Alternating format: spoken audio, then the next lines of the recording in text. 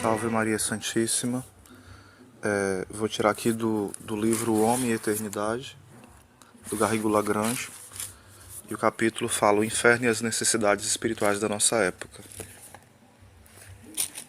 Vai falar o seguinte: no intuito de ir ao encontro das necessidades espirituais da nossa época, alguns autores nos últimos anos propuseram uma concepção do inferno que se afasta da concepção tradicional. Nem todos os condenados padeceriam de uma versão moral absoluta. Nem todos odiariam a Deus. A pena de dano e a dos sentidos não seriam tão dolorosas para muitos deles como afirmam comumente os teólogos e beneficiariam de consolações secundárias. Ou seja, em um momento ou outro, a alma do condenado não sofreria com a mesma intensidade e em algum momento teria uma consolação, não profunda, mas algum tipo de consolação. Estes autores não refletiram suficientemente no que distingue o estado de via do estado de termo, nem no que representa neste último estado a privação total de Deus, de todos os bens que derivam da visão beatífica, e também dos bens criados, que sendo meios para se ir até Deus, jamais podem trazer alegria ao condenado. Também não refletiram no que a obstinação representa, nem nas relações entre ela e a justiça infinita. Finalmente perdem de vista o que disseram muitos doutores acerca da finalidade do inferno: a manifestação dos direitos imprescindíveis do bem supremo, a ser amado acima de tudo. A concepção tradicional do inferno é a única que corresponde a este ponto de vista superior, que é o verdadeiro. Além disso, confirmam-no as visões de grandes santos. Aqui ele vai nos alertando porque hoje, em nome de tentar salvar a visão de Deus, às vezes se acaba distorcendo a doutrina ou amenizando algumas coisas que nunca foram faladas e se tenta falar de uma outra forma. Por exemplo, eu li um livro que é de um autor muito bom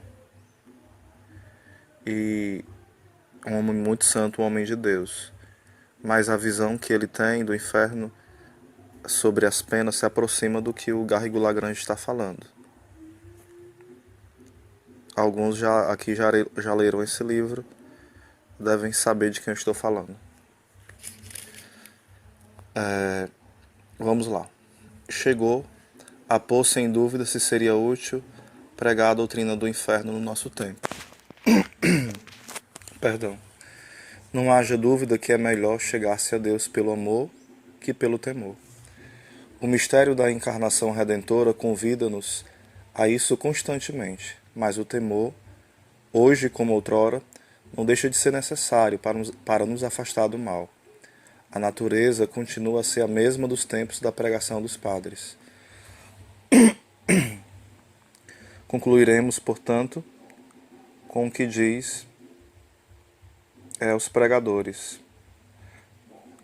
Os pregadores devem omitir as descrições de pura imaginação. Bastam os dados da revelação para impressionar as almas crentes. Aqui é um autor que fala isso, né, que os pregadores devem fazer isso. Mas suprimir sistematicamente na catequese cristã o cuidado do fim último e do inferno, que aliás há de ser constante, equivale a ignorar o espírito do cristianismo e até a noção de criatura, do estado de via e de termo, pois a vida cristã deve levar inevitavelmente ao céu ou ao inferno.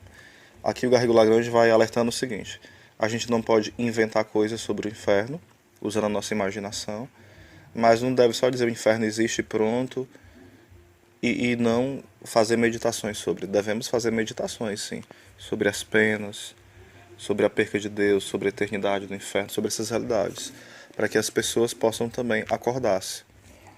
O Senhor, além disso, muitas vezes outorgou às almas privilegiadas um conhecimento superior do inferno, pela contemplação infusa, ou mesmo pela visão imaginária ou intelectual. Aqui não é alguém que criou uma imaginação sobre o inferno, mas Deus infundiu na sua imaginação essa compreensão intelectual sobre o inferno, né?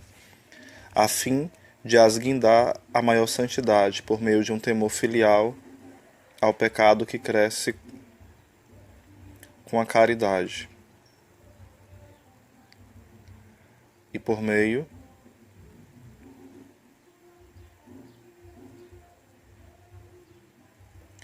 um temor filial ao pecado, perdão. Aqui está falando que a gente deve ter um temor santo de pecar e de desagradar a Deus, né? Aí vai falar dos três níveis. O amor mundano, o, o amor servil e o amor filial. O amor mundano, ele teme desagradar somente os homens. O amor servil, ele tenta não pecar para não ir para o inferno. Ele teme o inferno. O amor filial, ele não desagrada, ele não quer pecar porque ofende aquele que é o grande amor da sua vida, que é o próprio Deus. Então são esses três níveis de amor. Um amor mundano, desordenado, um amor servil, que vai sendo purificado, e o amor jamais amadurecido, que é o amor filial. Santa Teresa nos fala o seguinte: pergunto a mim mesma, como tendo eu encontrado tantas vezes nos livros a descrição das penas do inferno, andava tão longe de as temer, como devem ser temidas, e de fazer uma ideia exata acerca delas. Deriva também daí esta dor mortal, pela perdição desta multidão que se condena. Uma tal visão constitui uma das maiores graças que o Senhor me fez. Daí também os impetuosos desejos de ser útil às almas. Posso dizer com toda a verdade que para livrar uma só alma dos terríveis tormentos, de bom grado, parece-me suportaria 1000 vezes a morte. Diz o Senhor a Santa Catarina de Sena. O primeiro suplício consiste em que os condenados se encontrarem privados da minha visão. Isto constitui para eles uma pena, e a maior de todas, de tal ordem que, se lhes fosse impossível, prefeririam suportar o fogo, os tormentos, as torturas, gozando todavia da minha presença. Ou seja, o maior tormento é não ver a Deus. Se a pessoa tivesse todos os tormentos e penas e fogo e visse a Deus, essas penas seriam nada. Do que seriam libertados estes tormentos e continuarem sem me ver. Esta pena vê-se ainda agravada pela segunda, a do verme da consciência, que os rói sem cessar. A presença do demônio é a terceira pena. Duplica todos os seus sofrimentos, porque vendo em toda a sua feiura, aqui fala fealdade, né, que é a feiura, conhecem-se melhor a si mesmo e compreendem melhor que foi por culpa sua que mereceram todos estes castigos. Santo Afonso vai falar o seguinte, que a maior dor no inferno é saber que era fácil ter se salvado pela oração e os condenados vão ter consciência que não aproveitaram os meios que Deus os deu, né, para serem salvos. O quarto tormento que suportam todos os condenados é o fogo. Este fogo queima e não consome. É tal ódio que os arrebata que não podem querer nem desejar nenhum bem. Blasfemam sem cessar contra mim. Já não podem merecer para o futuro. Aqueles que morreram no ódio, em pecado mortal, mortos estão para sempre. Descrições tão vivas confirmam a doutrina tradicional e põem por contraste de manifesto o valor que tem a vida e o tempo, do mérito concedido para a conquista.